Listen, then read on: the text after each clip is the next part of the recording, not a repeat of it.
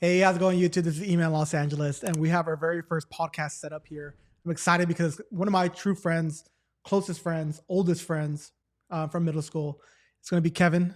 So Kevin's right over here, and Kevin actually makes $100,000 a year, and primarily from one product. Is that right? That is right. On Amazon FBA. So it's going to be jam packed with a lot of information as far as how he picked this product, why he picked this product, how he got into Amazon FBA, and basically his goal going forward because it's only been 1 year. Only 1 year. Literally, this month is when I started everything. Yeah, it's insane. So tremendous growth in 1 year. Baby, I wish I was in that position when I first started Amazon FBA.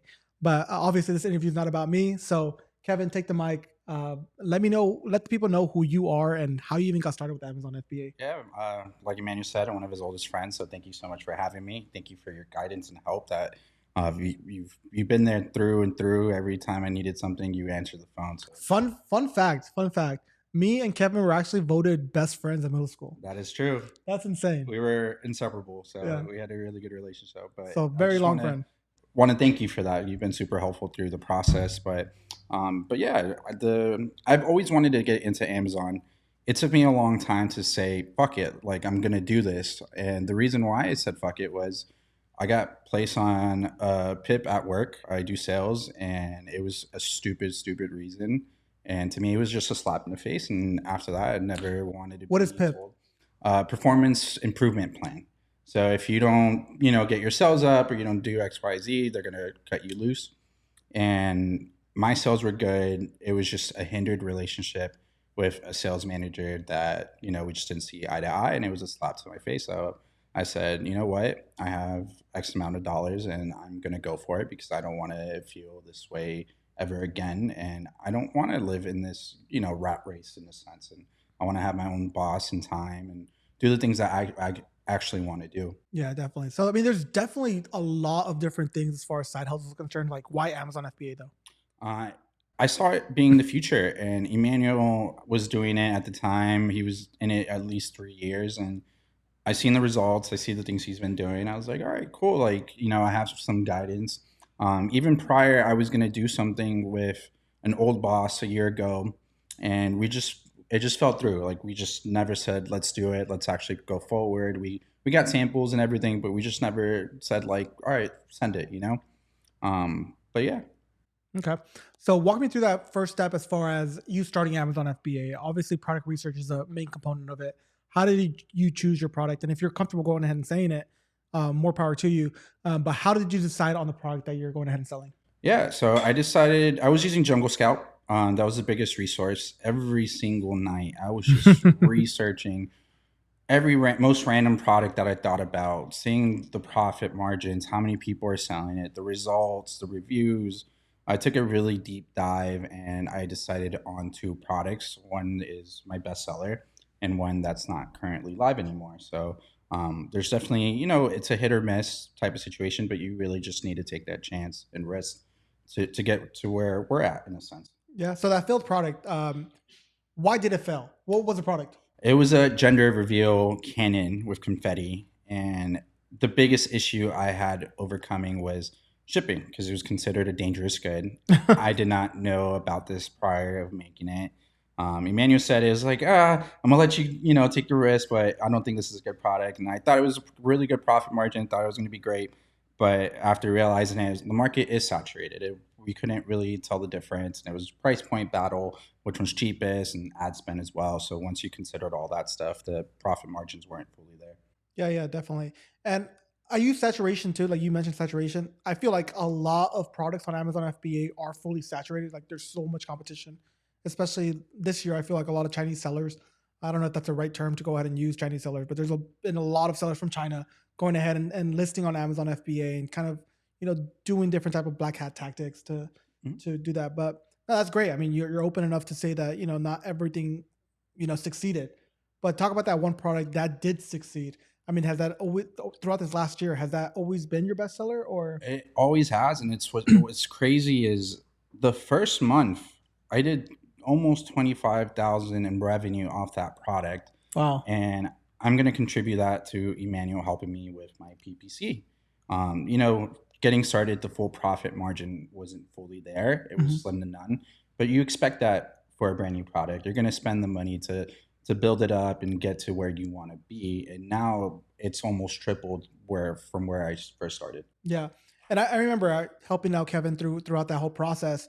And the reason why he mentioned before that I didn't think it was a good idea with the gender reveal product was because it's hard to brand a product like that because somebody that's shopping for a gender reveal, they're not looking for the actual name brand of a product. They're actually just looking for the cheapest price or something that kind of fits their criteria as far as doing the gender reveal for people, right? So I felt like building a brand, something that people can return to, remember the name of it, would be more of a beneficial, especially on Amazon. So yeah, so you said that you sold $25,000 that very first month, and that's contributed to, you said, fully Amazon PPC. Fully Amazon PPC. It blew my mind. Second month, I did about the same, and I sold out right away. And I wasn't ready to have another purchase order because Amazon kind of keeps your money for the Mm-hmm. first month when you first start. And it took me about 4 or 5 months to get my whole second order in. Oh, that's insane. Yeah. Yeah, so that's why it's always a gray area as far as like how much do I order for that very first order, because you don't know if the product's going to fail like that gender reveal product, or a product's going to succeed like this one making $25,000. But I always feel like it's better to start off low, test out the market, and if it sells out, perfect. You know that it's going to be a game winning type of product, Yeah. right? Even now, I'm still having a hard time with shipping and lead times. And my bestseller is currently out and it's going to currently be out of stock for probably 2 or 3 weeks. So Mhm. it's growing pains, and this is still my first full year, first 8 months now Mhm. in this business, and I'm still learning. Yeah. I mean, you're going to be going through those same type of issues even when you're a big seller, man. Like I have products right now that I cannot keep in stock. It's insane. But going back to advertising, it's insane how you can compete with bigger brands out there just based on knowing how to do Amazon PPC, because people don't know that there's different ways to do it. You can retarget people, you can do sponsor brands, sponsor products, sponsor displays. So there's a variety of different ways how you can really compete with the big dogs. On my YouTube channel, I like to name the products that I sell because people can literally look up the strategies that I'm using to better help them. But literally, it's like an open book. You need PPC to survive on And Amazon. kind of to chime in on the big dogs, I saw a big dog doing 1.4 million in sales a month, and I was like, I can have a piece of this Yeah. pie, and I am having a piece of this pie, Hmm. and it contributes a lot, and you just gotta take the risk sometimes. Yeah. And like you mentioned before, even if something very competitive, he mentioned the gender reveal, but even something like where his current niche is at right now, it's truly, really, really competitive. All you need is a sliver. Like you don't need to go ahead and take half of the pie or the majority of the pie. As long as you can have a sliver like he's doing right now, he's contributing. He's going ahead and making life changing amounts of money now, more than ever he dreamed of. So that's always great. But let's take it back. You mentioned you were having issues sometimes with cash flow issues with Amazon. Mhm. So take me through that. Like, how does it feel like to have those cash flow issues, and is it stunting your growth? And what are you doing about that? It is stunning my growth a little bit, but this is a fault that I have on my own. I want to continue to build a brand, continue to drop more products. So I feel like I'm getting ahead of myself and going forward too fast sometimes. So you got to find the right balance of putting some money in your pocket, paying off the stuff you need to pay off, finding out the reorders instead of just going crazy and or getting a new product every single 2 3 months. Even though that it is paying off, you got to learn how to manage it correctly. Yeah, and I told Kevin this from the very beginning. You're not, well, he is 80% of his sales come through one product, but it's always testing out new products. You want to be able to go ahead and have multiple products that are selling very well, because some products can be seasonal and this and that. So that's great that you're always going ahead and testing. So take me through like the first year now. So you did so great this first full year of you going ahead and selling on Amazon. How does the next 12 months look like for you? Personally, next month I have this. I'm working on another brand that's going to be coming out within this month. So I want that to be the main focus in the current brand that I have now called Trapped. I'm going to look to sell it and make a good profit off of it and continue to grow the other business that the other brand that I'm currently going to grow. Okay. So what are you doing as far as positioning yourself to sell that business? I am building my brand, getting more stock, more products in.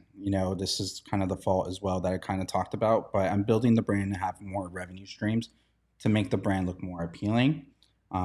Building out the sales and revenue and net profit. So once I am ready to sell, the purchaser can see that. Mhm. No, definitely. I mean, it's been great. So, as if you were to start all over again, what are some things you would have done differently? What are some things that, maybe it's nothing, right? But what are some things that you think that you could have done differently? If this is someone that's viewing this for the first time, they're launching a new product for the very first time. They don't know if it's going to be good, going to be bad. What's your piece of advice? Have some reserve cash. Just because I was out of stock for almost 4 months, and it's a big chunk of revenue that you're missing in building the brand that you can start off with. The other thing is don't be in a rush. It's not going to happen overnight. The profit margins are going to slowly increase, decrease, go up and down. It's going to be a roller coaster, but always be calm. Control what you can control is what you always say, Mhm. and there's always a fix to whatever happens. Amazon comes with a lot of problems sometimes, a lot of removal of your listings and complaints and things like that. You just got to take it one thing at a time, and you're slowly going to continue to grow and get better and learn from your mistakes. Yeah, and definitely. I know we didn't touch on it much, but when he was getting started with this product, I remember there was a lot of roadblocks. He sold a product, or he's selling a product that needs to have certain certifications, and it might be considered hazardous.